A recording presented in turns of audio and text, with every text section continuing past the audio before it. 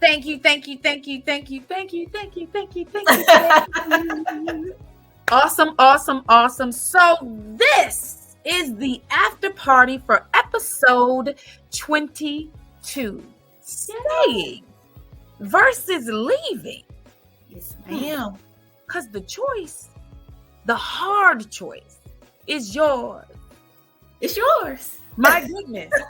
My goodness. The choice is yours. So how do you approach clients that you feel are very sensitive about what they have going on, maybe not even wanting to divulge everything, and you can kind of tell? So it's so funny. I was just telling some people, I was working with a client this week, and I was asking her a question. And every time I would ask her a question, she was just like, I don't know. And she's crying because, again, and I finally just told her, I was like, okay. I said, you paid me for a service. And so it's not going to be an advantage to you if I don't give you what you need. And I said, so I already know the answer. I said, because everything you've been through, I've been through. Mm-hmm. So I reassured her that there's no shame, that I already know the answer, which is why I'm asking the question the way I'm asking it to her, right? I said, so here's what I'm going to do. I said, I'm just going to hold space for you. I said, and until you get the strength to actually speak this out loud, because I need you to speak it out. Because I told her, I said, I see this every day. You're ashamed. And I said, and you like every other woman that I coach. And so, it's kind of like this hard love of like reminding them that you're not alone. Yeah. You know what I'm saying? Yeah. But it's also like reassuring them too. I've went through this. Yes. And so I need you to get to that place where you can call it out, because the reason why you are where you are is because you've suppressed it for so long. My job is to help you unsuppress it. And so while you sitting there sulking, you don't want to get it out, it's fine. We're going to be real uncomfortable. And I'm going to sit here while you sit here. Listen, the real uncomfortable started with me when you said, listen, don't act that out ever again. Man, you said, she said, no. You know we be crying. Don't be doing us like that. So emotional. Like that. But you know what?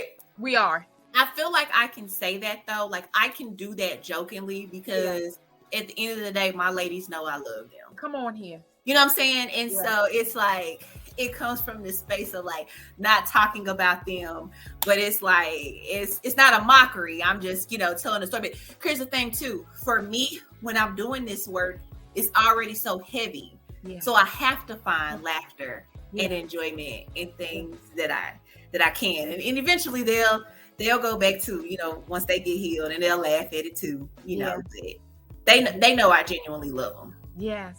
Because the look back is for real. Because it is like my stuff. Oh my goodness, that thing is what? Bam! You could barely understand what was being said. Oh my gosh! So yes, it was so bad for me. Because like I told you, I got down to a size 0. And one time, my best friend came over, and I had some sandals, that zip up around the ankle. Them things was just flopping. And we laugh about it now, but my best friend was like, don't get to that point no more. She's like, that was embarrassing walking around the store with you, and then them sandals just whipping around the ankles, just loose. Oh no, you wasn't a loose shoe girl. Loose shoe girl. No. All around the ankles. No, ma'am. No, ma'am. So in discussing the topic, is there anything that you felt like we didn't touch on that you would like to expound on, or something that we did touch on and you're like, wait, I didn't get to give this perspective? I know that everything is unique and has different perspectives. Mm-hmm. something that we didn't talk on that I think is important is emotional abuse. Emotional abuse is a form of abuse, and we overlook that. Studies have actually been revealed that, now again, I'm not minimizing either one, right? But studies have actually revealed that emotional abuse it has more severe consequences than physical abuse. And the reason being is because it's emotional.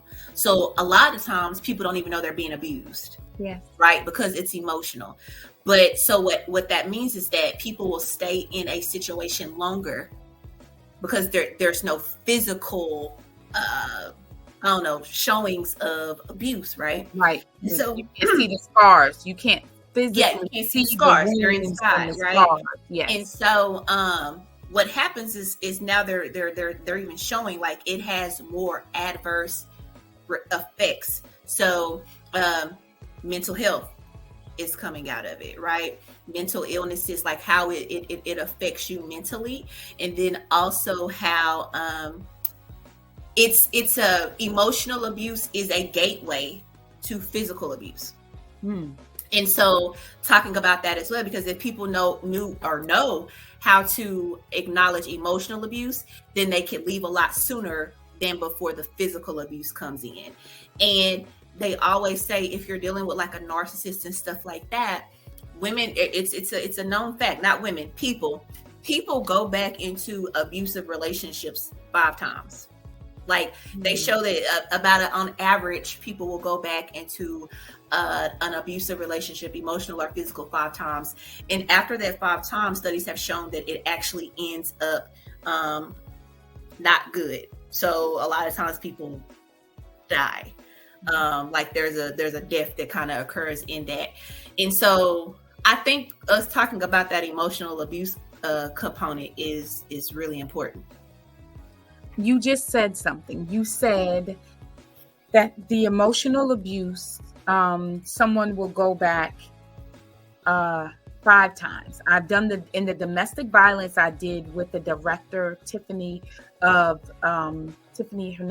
Martinez of, I'm sorry, Tiffany, I'm getting your last name wrong. Please forgive me. You know I love you. Tiffany of Bethany House was here, and she gave, she said that it was 7 times. A woman will go back to physical abuse 7 times. And that's a lot of go back. Even between the 5 is a lot. 7 is even more. So even in between that, that's a lot. You said in the going back 5 times, the abuse, the emotional abuse it can resolve in death. That speaks a lot to your own story. It does. Yeah, it does. And I think that's so important, right? Because death doesn't necessarily mean that the portrayer could actually physically harm you, but the long-term stress that you're dealing with, because it even talks about that too. When you deal with like the long-term stress and anxiety, how it now is causing physical health symptoms. So stress, high blood pressure, a weakened heart, we don't understand. Because like I even told you, I lost weight and my hair was falling out. So all of those things are resulting in you in self-harm, harm, not even self-harm, but harm. Right. So you lost weight and your hair fell out. You got on the machine. She looked at the machine. There were red dots all over your body. And she looked at you and said, "You're dying of a broken heart." The emotional trauma of everything that was going on was literally breaking your heart, which is the main organ that you need for your body to flourish and stay alive. So the thing of you saying it's emotional, it's how impactful the emotional abuse is, I feel is not talked about enough. You're right. Physically, you can see it. You can see the scars. You can see the wounds. You can actually touch them and feel them. They're tangible to you. But emotions, that thing for me, I thought I was crazy. Yeah. It was like, am I crazy? Am I blaming him for something that doesn't exist? Am I reading too much into this? Is this going on? Is that going on? Nah. It is much more impactful. I'm glad that you brought the emotional trauma of wow. Yeah, the emotional trauma back up, because it's abuse, but it's also trauma. Yeah. My goodness. That's I'm sorry, you got me messed up just a little bit, just a taste, just a scotch. Just a taste. But you know, it's like something else you made me think about too is people will stay in relationships to prove a point to other people. But really, what is the benefit of trying to prove other people wrong when it's killing you? And I look back on that and I say this because I stayed in my relationship longer than I should have, because I kept saying, oh, I want to recreate the mold of infidelity in marriages of my family. So I got to stay because I got to prove them wrong, that us women can keep our husbands. You know, our husbands don't cheat on them, because everybody in my family already knew, they could see it. And sometimes they would bring it up to me and I would defend him. And so in my defense of him, I was also defending me of like, I got to prove something, right? And I was even on a coaching session with another woman, and she was doing that same thing. And I asked her, I said, why are you wanting to stay in this relationship? And essentially it came down to her wanting to prove a point. And I said, so you want to prove a point for the sake of you killing? Because she was like me in my same situation. You're willing to prove a point, even though the point ain't real, for the sake of killing yourself. But that's how psychologically confused we are within this emotional abuse, because we don't know it's emotional abuse. And like you said, what we're doing is we're telling ourselves, oh, but it's me. I'm crazy. Because I even told her, I said, I even let her talk for like an hour and a half. I said, you talked for an hour and a half and I've never heard you put any blame on him. You've always said, it's me. I should have done this right. Oh, it's me. So we're taking all this blame again and we're internalizing it. And so we got the whole world on our shoulders and we're not even giving this person any accountability. And so how much of ourselves are we harming for the sake of proving a point? How much of ourselves are we harming for the sake of proving a point? Harming. You said two key words in this after party and in the episode that I want to unpack. You said trust, and you said healing. So trust. How do you're staying? How do you rebuild that trust? So the trust in yourself to be there. That's good. It is so funny because I was actually gonna say, well, everything starts with self. So you got to rebuild that trust in yourself. So you know, it's kind of like what I said even in the episode. You really got to forgive yourself. Because a lot of the anger really is about you. I mean, yes, we're mad that the other person cheated on us, but when you really start to scale back, a lot of your anger and your shame comes from the fact that you knew early on and you didn't say a thing. You know what I'm saying? Yeah. And so it's forgiveness of yourself. It's that first piece to trust. And then it's acknowledgement, right? And it's acceptance. So it's acknowledging too. I'll give you an example. Everything's going to be always about people that I'm coaching. And she had a baby with this person. She didn't want the child. They were trying to get an abortion. They were unsuccessful in having the abortion.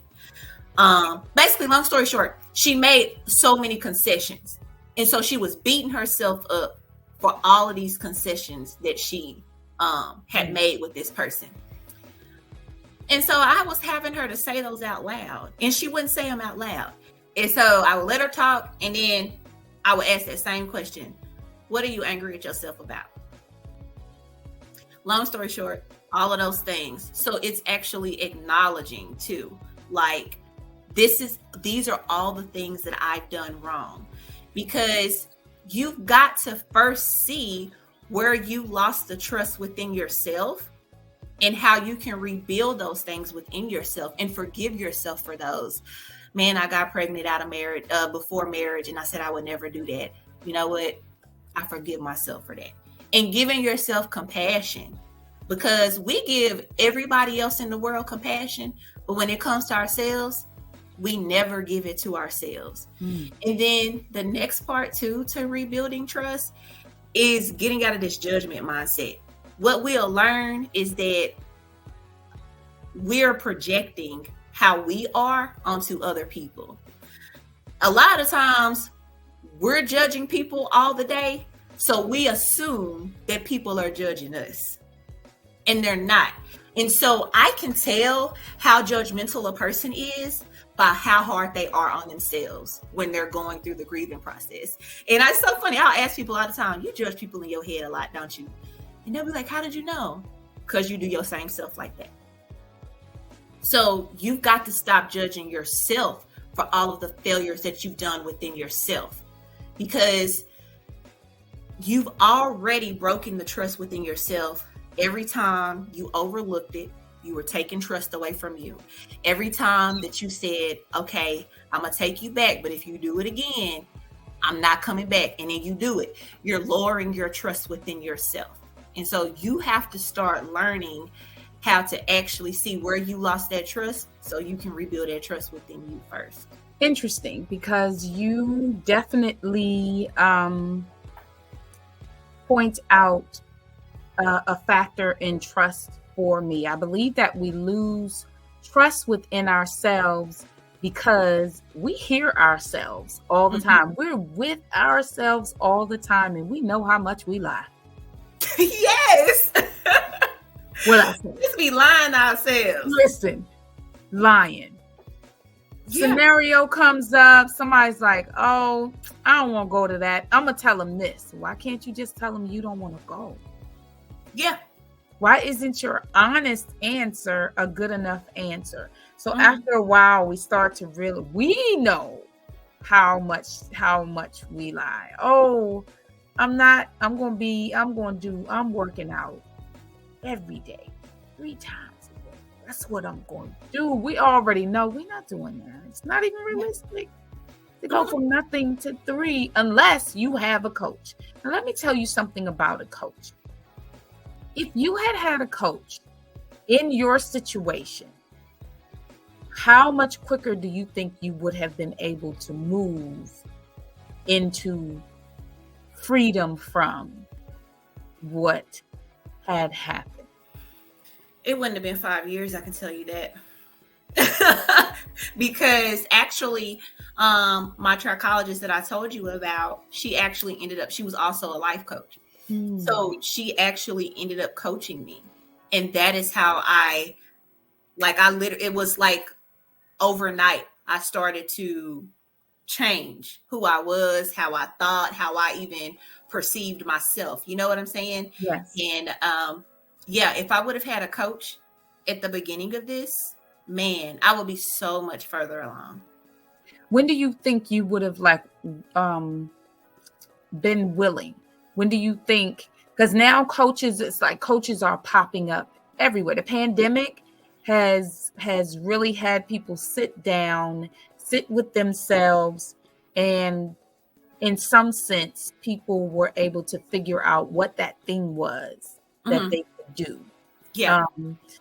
So now that there are a lot more coaches around for people to get, if that was available for you, going through this process, when in your situation do you feel like you would have been like, let me get a coach? I need a coach. I'm going to say a scripture. There's a scripture that says, the Lord rewards those who diligently seek him. Yeah. So I found my coach when I was supposed to find my coach. Come on. Like, I don't do the whole, oh, I wish I would have found it, blah, blah, blah, blah, blah. God knew my heart and he knew my prayers, and she came when she was supposed to come. Yeah. And so I say the same thing as I'm doing the work now. God, send my people to me. When they're ready for me, they'll come to me. The first time I found out about my husband cheating on me, and I finally told my mom shared with me that one of my cousins had saw my ex-husband on Tinder. She saw his account on Tinder. And so the whole family while you were still married. While we were still married. And nobody told me. Everybody else in the family knew, because my cousin called my aunt, which was her mom. Then my aunt called my mama, and then they called my other aunt. So they had this whole conversation, and they were like, don't tell Bree.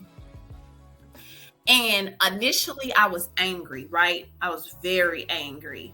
And I texted my cousin and I was like, you should have just told me. But I knew that if they would have told me at that point, I wouldn't have been ready to receive it. And I don't even know what I would have done with that information. So I say, God knew the time I was supposed to receive it, and he brought her to me in that time. Amen. Amen. Perfect timing. There's something about his timing, because essentially she was looking at you killing yourself. You internally, your body was actually at this point dying. Yeah. And so it was at the right time. Mm-hmm. And sometimes it doesn't feel comfortable when that time is, but you got to hit your rock bottom. I do feel like everybody's rock bottom is different. Mm-hmm. Much different. Like, what time frames, you're saying you have different clients. Mm-hmm. What time frames, like what's the longest time frame someone has been in something? What's the shortest time frame? Again, knowing now, moving in the understanding that it's in the correct time for you. Mm-hmm. Mm-hmm. What's the shortest time client you've had that was like, yeah, nah, this just happened. And I'm here.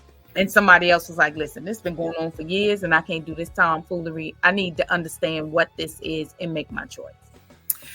So I don't know how long this person has been with her partner altogether, but she did tell me that it's 11 years post finding out, and the pain still feels like the pain of when she first found out. Yeah. So I would say that 11 years for that particular client. And then a client that I'm actually working with now, it was like 3 weeks.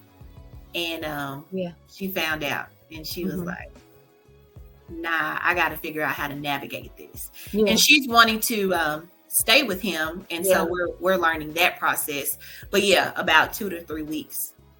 So do people come and they already have an understanding of their desire to stay or leave? Mm-mm. Okay. Mm-mm. That's something they work through. Yes.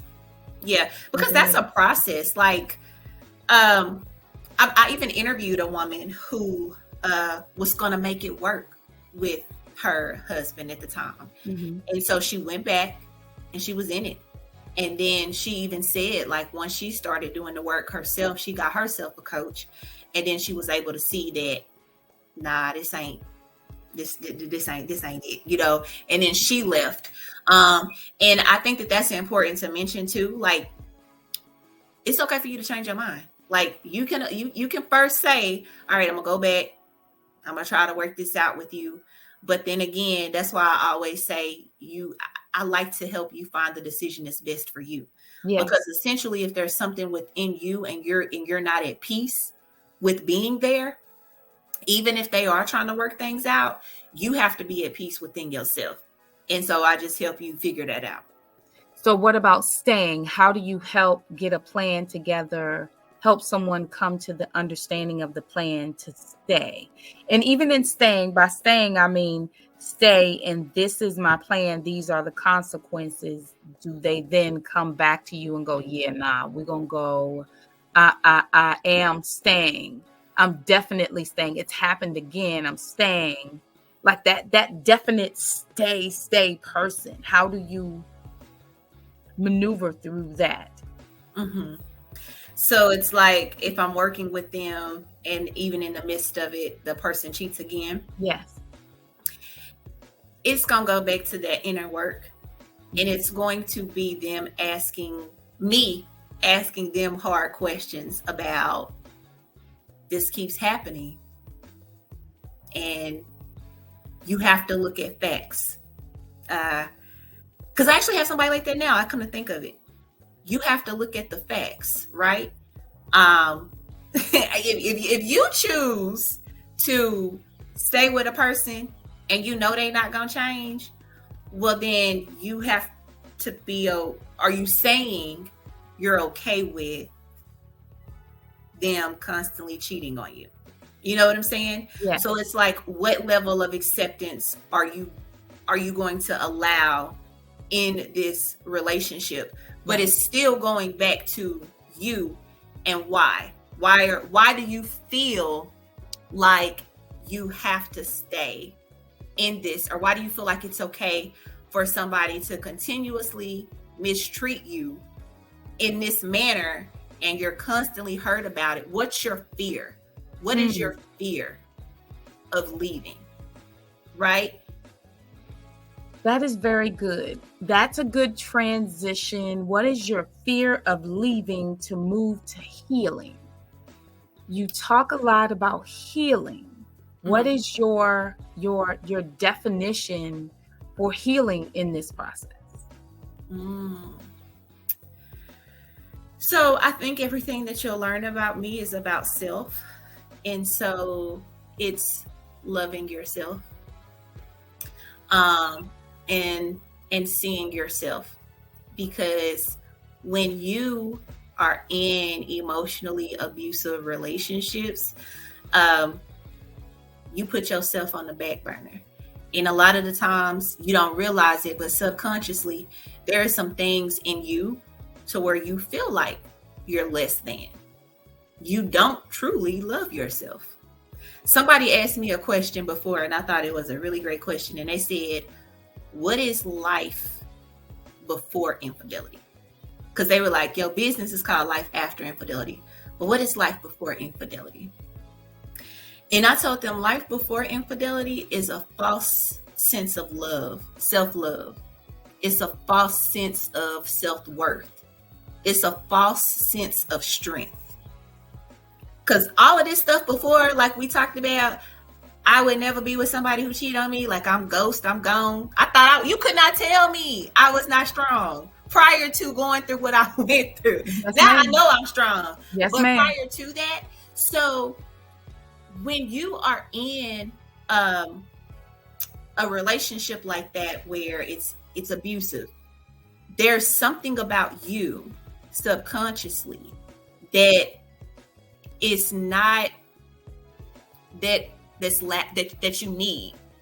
And so you stay with people because they're filling a void for you. And so it's this falseness. And so look, I don't forgot really what the question was, but healing. So that's what it is. Healing is really getting to who you are and understanding who you are. Okay. Because healing, I think, comes in many shapes and forms. I believe that trust also, because you can have trust, but what do you do with trust if the person you're with is a narcissist? You okay? Look, that's a whole nother thing. That's a whole nother. Look. You done said the wrong word. What just happened? That narcissist, honey. That's a trigger for a lot of people. So give a definition to narcissist. Okay. So basically, what a narcissist is they are mass manipulators. And they do a great job of manipulating the truth. And it causes you to question your reality. And so that's kind of really what it is in a nutshell, is that they manipulate the truth to cause you to question your reality. I'll give you an example. When I was going through it with my ex-husband, well, no, we were still married. And I let him use my backup debit card. This was my secret stash money. And I was like, okay, I'm gonna let you use this. And I was mad because I was like, dang, now he got to know about my secret account that I got. And I let him use that card. Well, I got a notification that somebody had checked the balance on that card. And then I even saw it on my bank statement and everything. And I could even say at the time, you know what I'm saying, and what they did. So I asked him, I said, did you check my balance on my account? And he was like, no, you tripping. How would I even, and like he just went into this whole lie. He was so believable in his lie that it had me question, am I tripping? Did somebody? No. So maybe nobody did check my account. Maybe, even though I can see the records that they did. That is what narcissists do. They find a way to manipulate the truth, to have you think that you are tripping, which is why people who have been cheated on, we always talk about this, man, am I really seeing what I'm seeing? It's because of what they're telling you. They're telling you, man, you tripping. Man, blah, you didn't, that girl just said hello to me. And we know that girl, gave him a wink or something like that. And so that's what it is. That's what it is. That is very true. I also feel like they do their best to demean and undermine your intentions and your efforts, the energy that you put into things. You could do something and it's talked about as if whatever you did was the worst thing.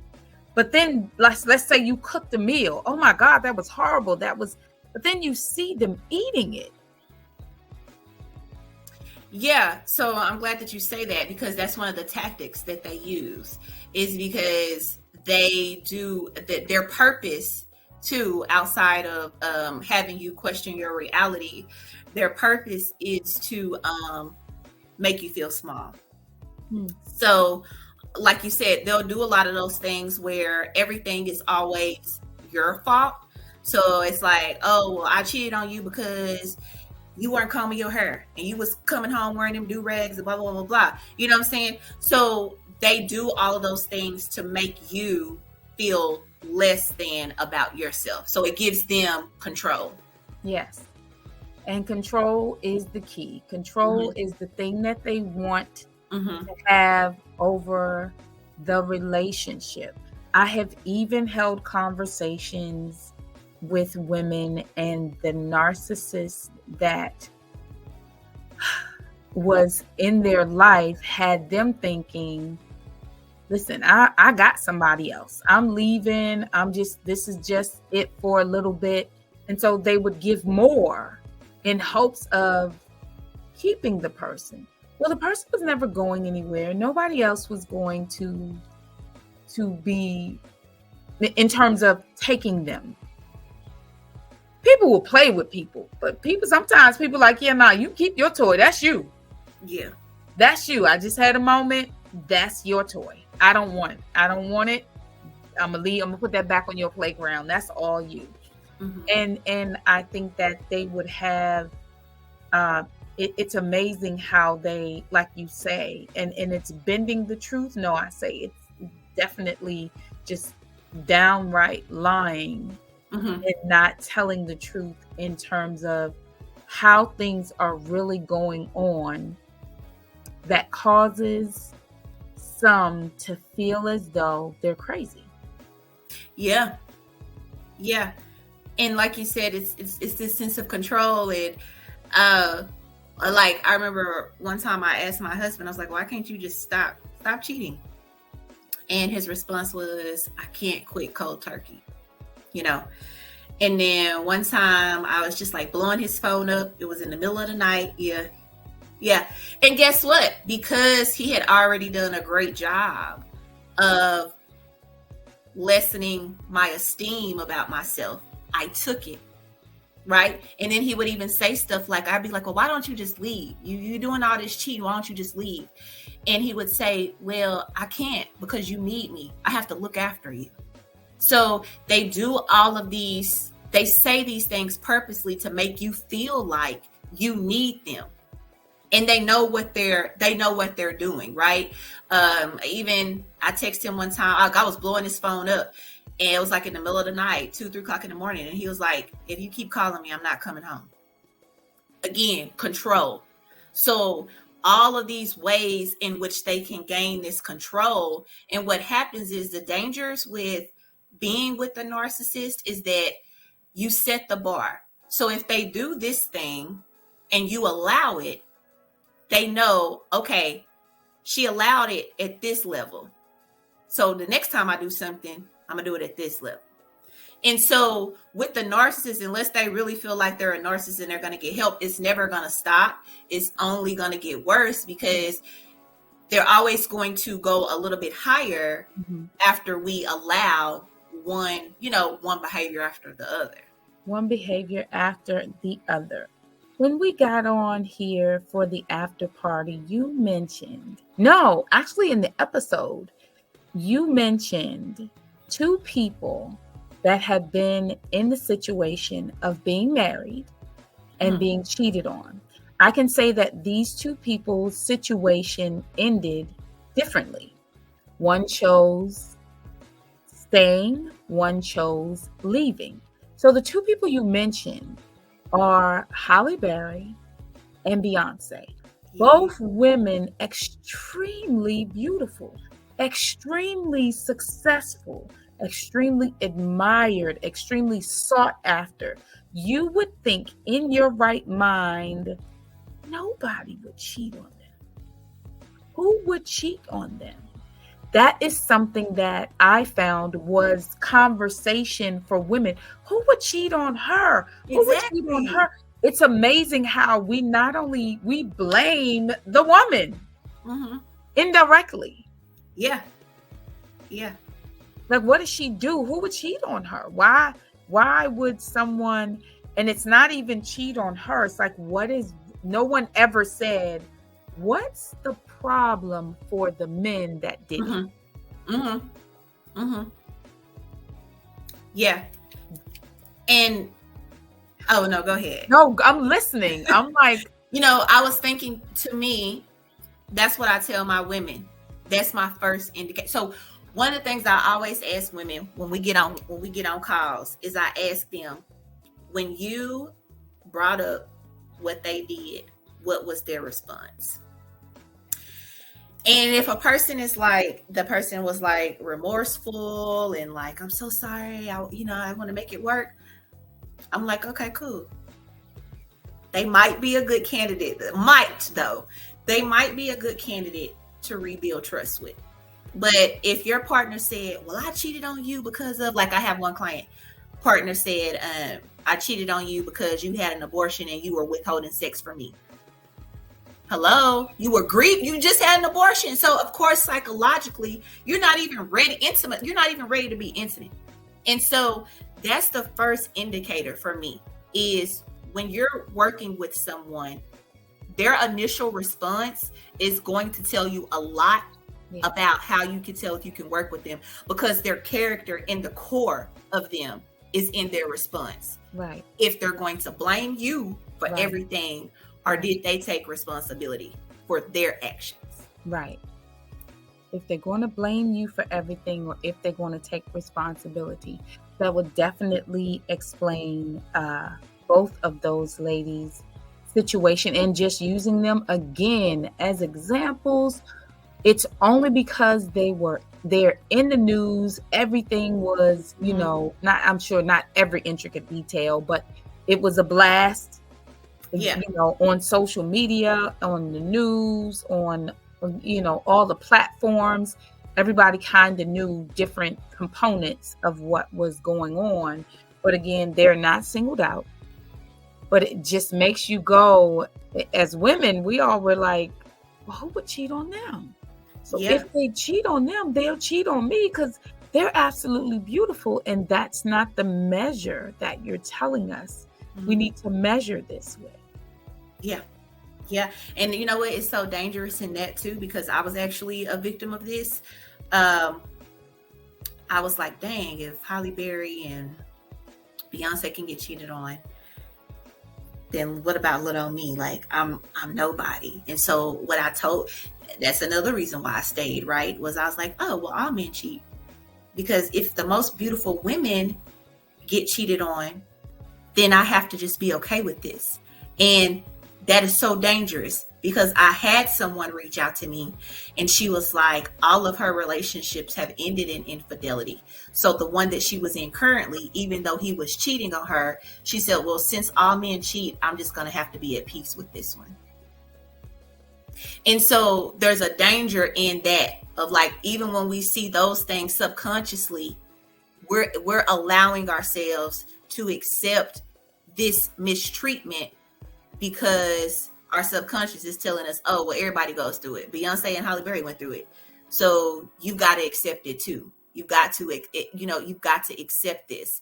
And it's like, even going back to Jay-Z even said in a song that him and Beyonce did together, he was like, he had to sweat her. He was like, he was quoting another lyric, but he was like, y'all know, to get her back, I had to sweat her. And that's a common original lyric. But like, that's the sense too.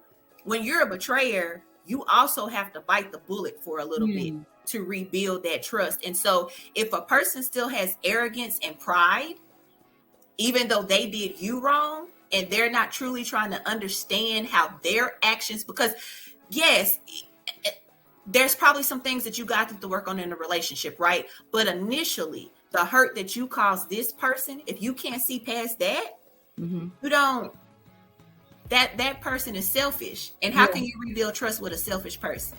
How can you rebuild trust with a selfish person? That's very vital. That in itself is very vital. So what flags would you tell someone to look for just when they're dealing with when they're starting down the relationship path? What flags would you say, now I need to pay attention to this? So it's funny. What a person does, their actions, paying attention to a person's actions, right? And because people always talk about like, well, do you talk about boundaries on the first date? Do you talk about expectations on the first date? I really believe that you still want to keep the dates fun, like especially your first date. You want to keep it fun, right? And so you have to look at what a person is not saying, right? So I'll give you an example. A guy I'm dating currently, our first date, we met on a dating app, and we were getting ready to meet up. He was like, well, what area are you in? And I told him what area I was in. And so he sent me, he was like, okay, well, we'll meet at this time at this coffee shop. He actually picked a coffee shop that was 7 minutes away from my house and like 35 minutes away from his, versus other men who have been like, oh, okay, well, let's meet halfway. And then they'll be like, when you find the coffee shop, let me know. So what that told me about this particular guy is that he cares about me and my safety, that he's going to commute majority of the way versus this whole meeting halfway type of thing, right? Like he's actually going to care about me. So he's not going to make us meet halfway, right? And then it let me know too, like he took control. He was like, okay, well, I'll find the coffee shop. And so that let me know too, like, okay, well, he's a planner, like, he's going to organize, and then he was on time. So he values time, right? And so it's like all of these things tell me a lot about a person without them not even saying anything. So when you're dating someone, you have to learn how to date smart and see because everybody can tell you, people are trained now and conditioned with all the podcasts to tell us what we want to hear. But my biggest thing is I want to see how you respond with things that you're not telling me? Things you're not telling me. I like that you said telling you what you want to hear. Because for me, it's got to match up. It's got to match up. up. This, what you do, has to match up with what you said for me to say, oh, okay. Okay. So you can say all day, oh, I want to do this, I want to do that, I want to take you here, I want to take you there. If we go out, it doesn't match. I'm like, well, why would you say all of those things? And this is what it is. I'm cool with this being what it is. Yeah. But why didn't you just say this was what it is? Right. Exactly. Instead of just hearing, oh, you know, every time you left something, every time you just, oh, no, I don't have time. Oh, no, I can't make it. You know, different excuses. I find that those are flags. I find that a lot of excuses are flags.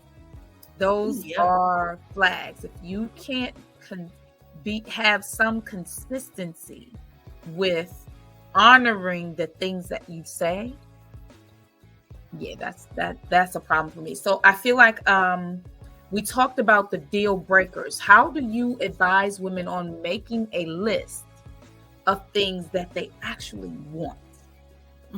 That are the things that they want. We know the things that you don't want. Like nobody, I don't think, for the most part, there are some people don't want infidelity to be the thing that happens to them. How do you advise them now? They're choosing to stay or leave, and they need that healthy list. How do you walk someone through making that healthy boundary list? The first thing we're going to do is, how do you want to feel? If you want to feel safe in a relationship, what does that look like? If you want to feel protected in a relationship, what does that look like? Again, when I'm on dates with people, I love when we walk outside on the sidewalk. And I'm going to tell my secret now. I purposely walk on the outside of the sidewalk. And if a man doesn't look at me and be like, girl, you tripping, get on the inside, you don't care about it. You're not a protector. You're not a natural protector. So I'm looking for the things that you're not saying to me. You know what I'm saying? Yeah. And so I look at how do you want to feel? And most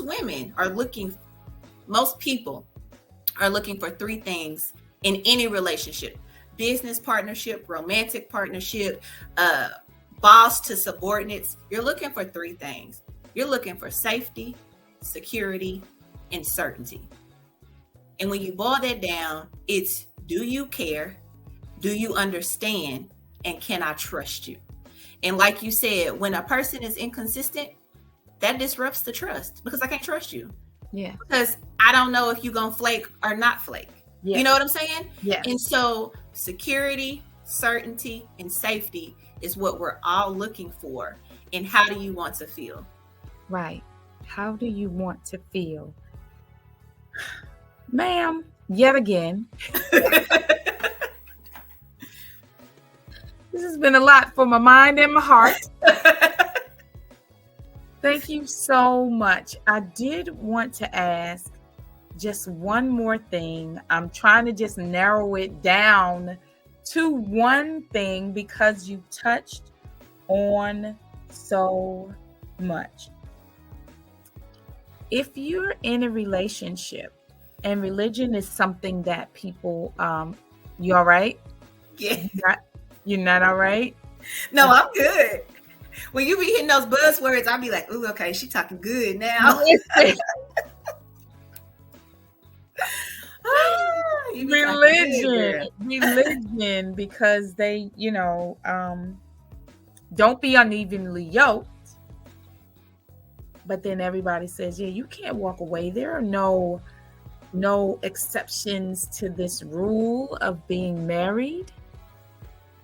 But there's for me, the unevenly yoked. What happens when you get into a relationship? Everything seems so well and amazing. The real person does not step out until after you say, I do. Wow. The religion steps in and says, you can go nowhere. Wait, but physical abuse, like you said, can be seen, but emotional abuse cannot. How do you coach women through the argument of religion? And the reason why I say argument is because in the Bible, it does say, enter his courts with thanksgiving, enter his courts with praise. For me, I believe that a pastor stands up on Sunday and he's literally in his courts, defending his word, advising his people on his word. So I feel like I understand the court is a place to come into and you're just learning, but I also think it's a kind of a place of putting things on display and arguing, kind of even a debate, kind of, because it's kind of, they're trying to teach you to shift your mind, your heart, and your spirit set, like all three at the same time. So how do you advise someone in a situation where everything was false, and now the real person has stepped out, but they're still looking at their religion? So when religions covers a multitude, but I'm gonna stay right now biblically, like the Bible. And if we're talking biblically, Christian or whatever, there's a formula for that, right? So the Bible says that if you have an issue with your brother, you go to him in private. So that's what you do with your partner, right? You say, hey, I've noticed that there's been a change in the person that you used to be. You want to talk about that too. And you also want to know, like, I just need to know too, like, is this the real you? Right. You know what I'm saying? So is this the person that I'm going to be with before? And when you go to them, you're telling them, what issues you have with them, right? And you're trying to see how that conversation goes. And if they're like, okay, cool, I'm willing to work on some things. Okay. So then the Bible says that if that doesn't work, then you go and you get somebody else, right? And you bring them with you, with that other person. So you do that. And then you're also praying for them. And then you're bringing it forth, right? To like a larger group of people. And so when you have done those things and that person still has not changed, you kind of got your answer, right? I heard this before and it was like, here's how you know that you can wait on a person, is that if you are getting ready for church and your partner says, hey, wait on me, I want to ride with you to church, and you're already late. But if you see them in the restroom, taking a shower, getting dressed, frantically moving, right? Then even though you're upset and you're frustrated, you're still going to wait because you can see the evidence of them getting ready. But if they ask you to wait on them and they get back into bed and they go to sleep and they tossing and turning in the bed, you can leave, because they're not putting forth the effort to get up, to get ready so they can ride with you to church.